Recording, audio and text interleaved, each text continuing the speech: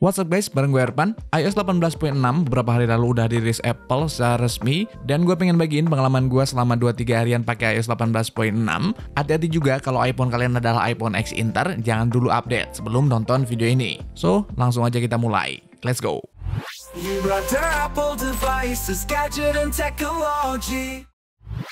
Oke, iOS 18.6 udah dirilis nih. Dan kita lihat juga untuk size update-nya terlebih dahulu. Di sini udah gua capture. Untuk size update-nya relatif kecil banget karena memang tidak ada fitur baru di iOS 18.6 ini.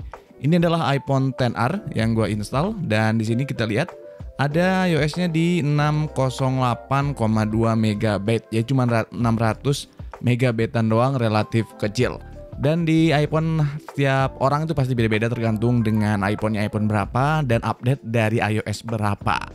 Oke, kita coba cek juga untuk build number-nya di sini.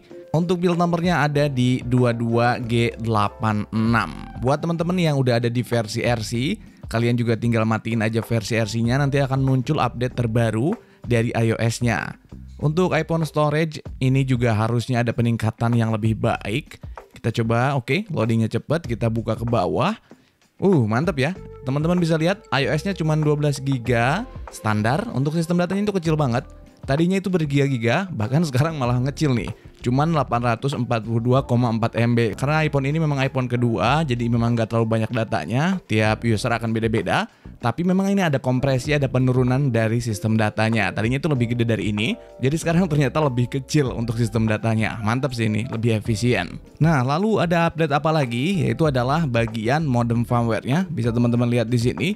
Bakal ada update untuk modem firmware. Sekarang modem firmware-nya ada di 7.03.01. Biasanya, kalau ada modem firmware update kayak gini, untuk iPhone X Inter yang tidak masuk whitelist atau tidak terdaftar di bea cukai, biasanya sih sinyalnya hilang ya, jadi kena blokir gitu.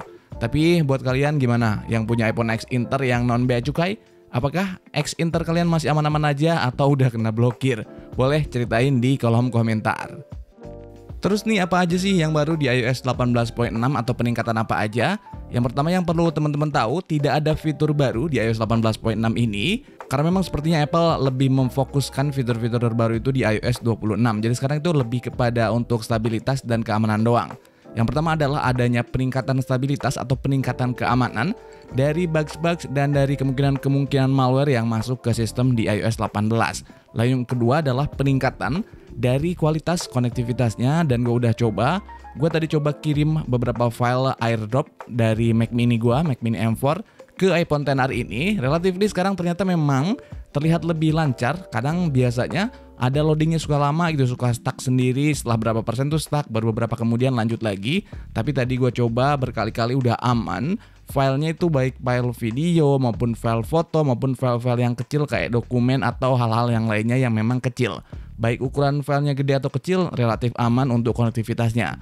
Begitu juga untuk jaringannya ternyata lebih stabil, walaupun memang di sini sinyal barnya sedikit karena di rumah gua memang tidak begitu kuat untuk jaringan Indosat ini. Lebih baik atau lebih kuatnya itu jaringan Telkomsel sih kalau di sini sama XL.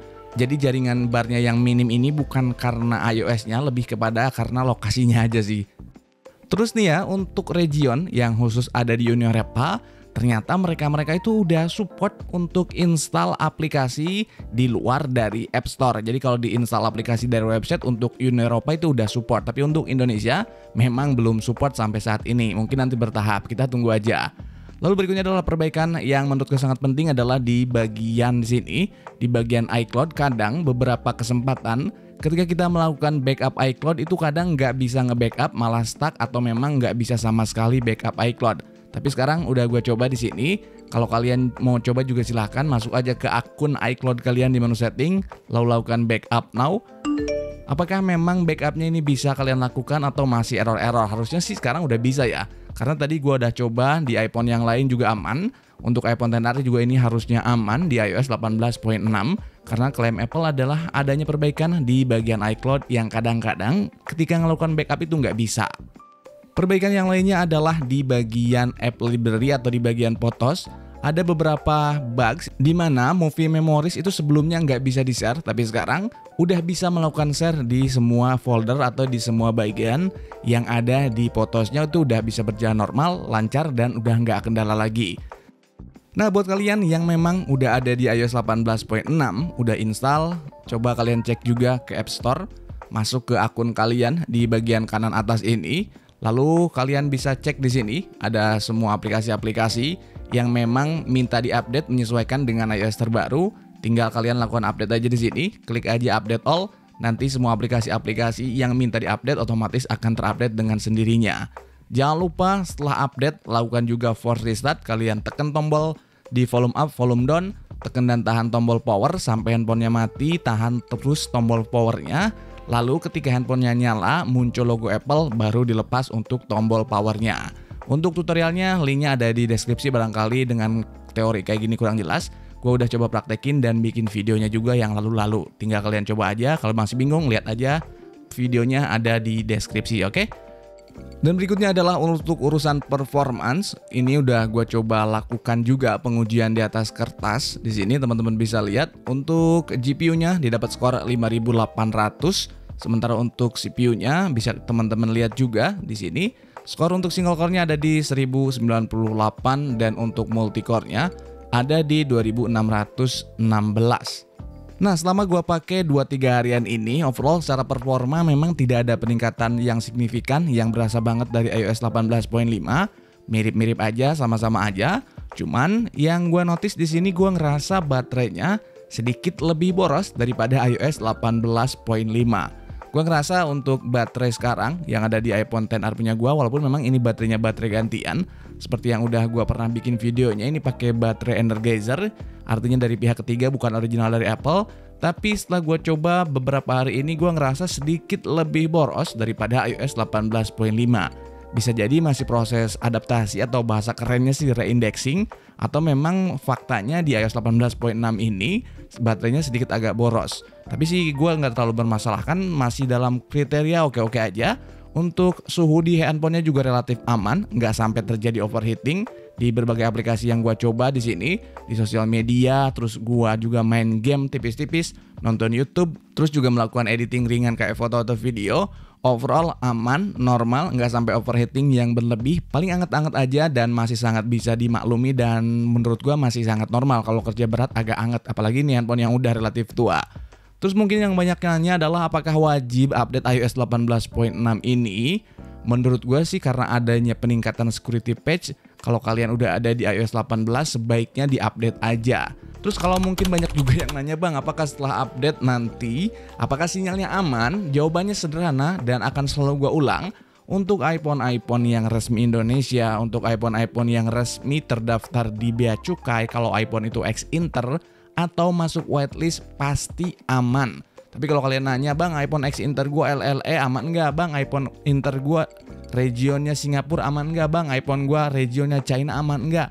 Balik lagi, region negara apapun tidak ngejamin atau enggak kalau tidak sesuai aturan. Jadi balik lagi ke aturan tadi, apakah iPhone kalian masuk bea cukai atau masuk whitelist. Kalau salah satunya misalkan masuk whitelist atau bea cukai berarti aman. Tapi kalau di luar itu nggak ada yang bisa jamin.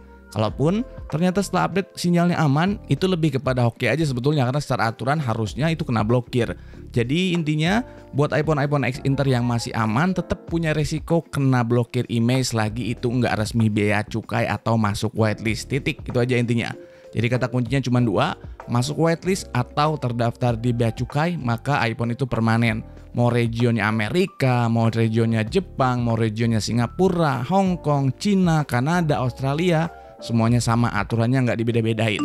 Jangan juga kalian ketipu sama seller-seller yang bilang kalau untuk LLA itu aman, kalau untuk Singapura itu premium dan lain sebagainya. Itu hanya istilah seller buat jualan aja sih.